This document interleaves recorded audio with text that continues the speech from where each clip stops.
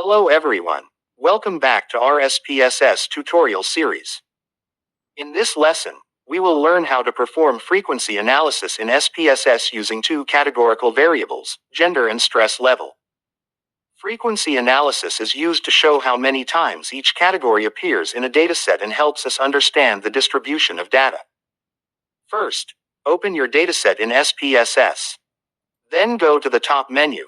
Click on Analyze, select Descriptive Statistics, and then choose Frequencies. A dialog box will appear. From the list of variables, select gender and stress level and move them to the right side. If you want to visualize the data, you can click on Charts and select a bar chart or pie chart. After that, click OK. SPSS will generate output tables showing the frequency and percentage for each category. For example, it will display how many males and females are in the dataset and how many participants fall into low, medium, or high stress levels.